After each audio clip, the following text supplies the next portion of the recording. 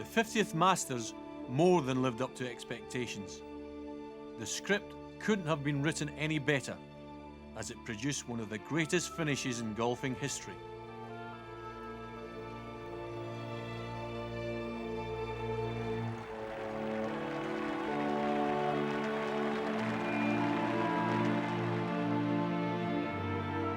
In '86, I was, not on the top of my game, and I'd been struggling most of that year with a putter, and I putted terribly the first 2 rounds. It was horrible.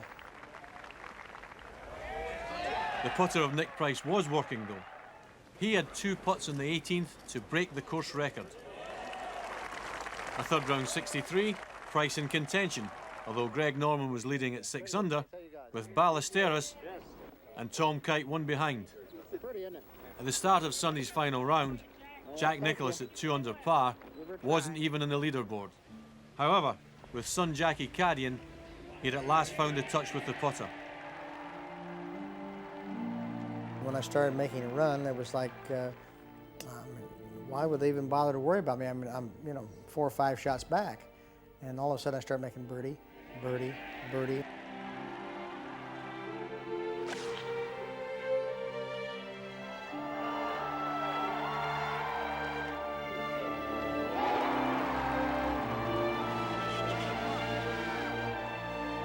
The gallery was so excited and everybody was into it. All of a sudden, I'm right there. But still 2 behind new leader, Seve Ballesteros. The worst shot I've seen him hit. My word, oh. Put it in the water. Well, that's absolutely extraordinary. It's just one of those things that happens in sport, and it was all destiny, in my opinion.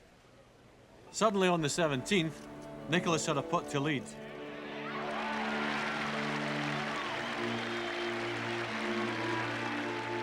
Coming up the 18th hole, of course, the ovation was unbelievable.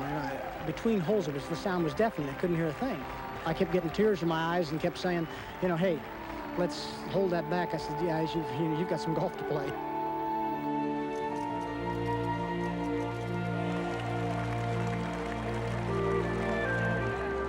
Jack Nicklaus completed an amazing round of 65, setting the stage for a remarkable finish. Danger still locked on the course, though. Tom Kite needed a birdie at the last to tie.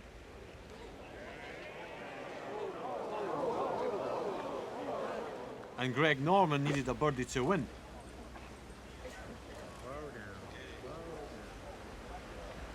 After that, he didn't even make par. Jack Nicklaus had won a record 6th Masters. At 46, he was the oldest champion, and it had all been achieved with son Jackie at his side. My boys have caddied for me for a long time. It's the first major championship that the boys have caddied for me that I've won. And when you happen to win in such a fashion, to have one of them with you was obviously very special.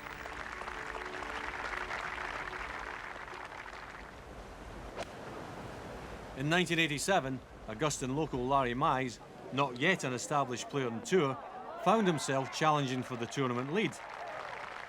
Growing up in Augusta, I got to come to the tournament as a youngster and work on the scoreboard on the 3rd hole out here. So just to be able to walk the fairways and to play this course where I'd seen all the great players play was just a dream come true. And by holding a birdie putt at the last, Mize joined Greg Norman and Seve Ballesteros in a playoff. On the 10th, the Spaniard's 3-putt removed his challenge. On the 11th fairway, Mize hit an absolutely shocking shot, putting the ball 140 feet to the right of the hole. The door was open for Norman 20 yards further on.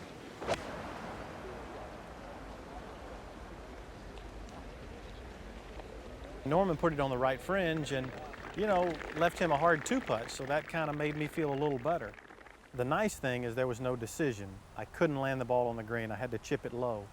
So I just played an aggressive chip and bumped it short of the green, and as it started getting around 10 feet from the hole, I had to start thinking, man, this looks really good. And then, it went in and I went up and was running around screaming like a madman. You've won the Masters with probably the most famous shot of all time. I mean, what did it feel like coming back to the clubhouse? Well, kind of riding in the cart on clouds, you know, it was real exciting. Actually, what I remember is the thought of being able to come back every year as a champion. And I was excited about getting the coat from Jack Nicklaus. I mean, you know, he was my idol growing up, and you know, it's kind of icing on the cake receiving the jacket from him. Nice job. Congratulations, team. Thank you, Jack. Let me tell you. It's right at it. Spin, spin, spin, spin, spin, spin, spin. It's a good shot. Yeah, good shot. He's a Scotsman. In 60 years here, neither a Scot nor an Englishman had ever won. So there was a burden of expectation in Scotland's Sandy Lyle as, after birdieing the 16th to tie for the lead, he prepared to tee off on the 18th. I've got to get anywhere down there as long as I've got a second shot. If it's short left or even a little bit to the right, as long as I give myself a shot. But don't go in the left down bunker.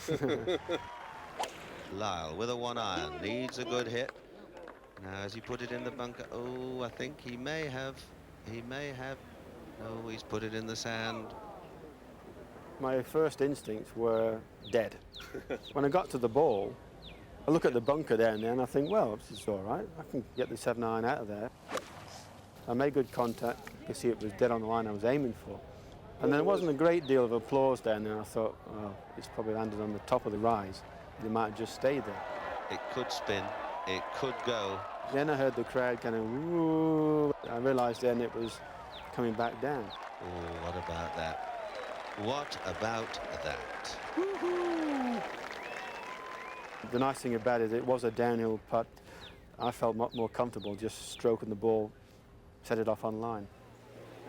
He's done it. What a way to finish. I don't think words can describe it. The strain of leading the tournament for nearly a whole week and then finishing the way I did. I could have collapsed on that one spot and just stayed there, I think. That's what I felt like doing. It's something you dreamed about all your life, to be Masters champion, to wear the green jacket. You know, I still enjoy it now. Every time I see it on television, you know, I get goose pimples.